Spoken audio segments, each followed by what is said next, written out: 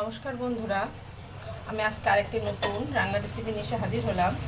রেসিপিটি হলো ট্যাংরা মাছ বরবটি আলুর ঝোল। অনেকে ভাবছেন ট্যাংরা মাছের সাথে বরবটি আলু কেমন লাগবে খেতে। তাদেরকে বলছি, বন্ধুরা একদিন রান্না করে, আজকে রেসিপিটা দেখে একদিন রান্না করে বাসায় খেয়ে দেখুন। সত্যিই দারুণ দারুণ মজা। এটা একবার খেলে বারবার খেতে মন চাইবে। তাহলে চলুন আমরা প্রথমে মাছটা ভেজে নিই। মাছটা ভেজে নিয়ে আমি আস্তে আস্তে সবজিগুলো কেটে নিতে থাকবো এবং আপনাদের সাথে একে একে সমস্ত সবজি এবং মশলার রেসিপি শেয়ার করতে থাকবো। ভিডিওটা না টেনে সম্পূর্ণ ভিডিওটা দেখতে থাকুন।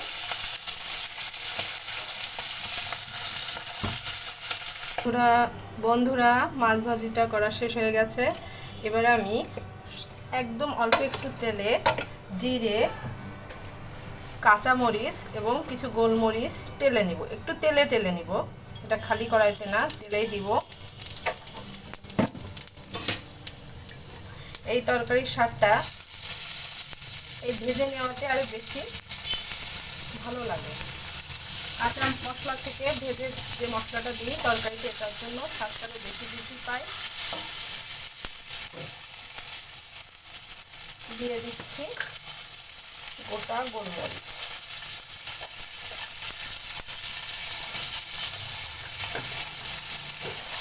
এবার এটা হালকা একটু ভেজে উঠিয়ে নেব।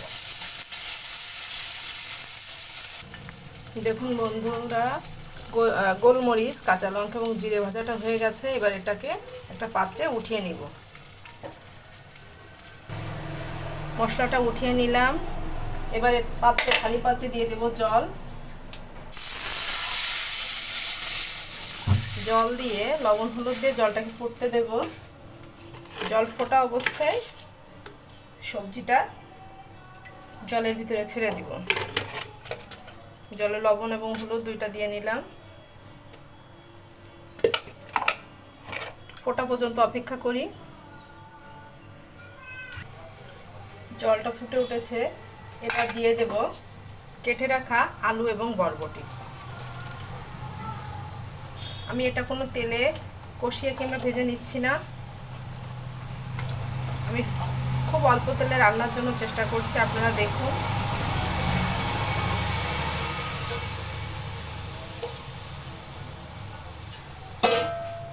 এবার দিয়ে দিচ্ছি কিছু রসুনের কোয়া।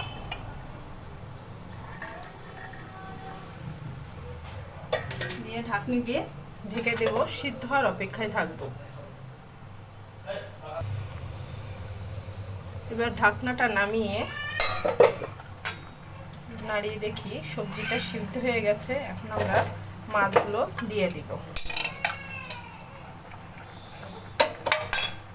মাছগুলো দিয়ে আর একটু ফোটার পরে আমরা যে ভেজে রাখা জিরে, কাঁচা মরিচ এবং গোলমরিচ রেখেছিলাম, মশলাটা বেটে ঝোলে দিব। দেখুন বন্ধুরা, মাছের ঝোল প্রায় হয়ে গেছে। এই পর্যায়ে আমি পাগারের জন্য অন্য একটি কড়াইতে খালি তেলে গোটা জিরা গরম তেলে নিয়ে এবার ঝোলে দিয়ে দিচ্ছি। আমি খুব 1 থেকে 2 চামচ তেলই এই রান্নাটার জন্য ব্যবহার করলাম। এবার দিয়ে দেব বেটে রাখা জিরে, ঝাল আর গোলমরিচ বাটাটা।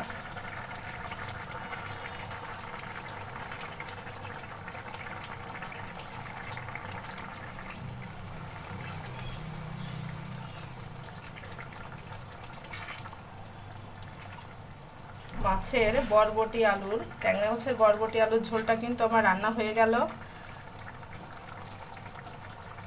দেখুন কালারটা, ঘনত্বটা একটু দেখুন বন্ধুরা। এবার আমি তরকারিটা পাত্রে নামিয়ে নিব।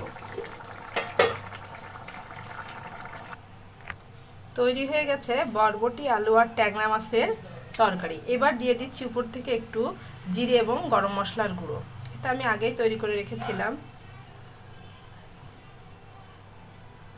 এবার গরম ভাতে পরিবেশনের পালা। বন্ধুরা, আমার এই রেসিপিটি যদি আপনাদের ভালো লেগে থাকে তাহলে অবশ্যই একটি লাইক, কমেন্ট এবং শেয়ার করবেন।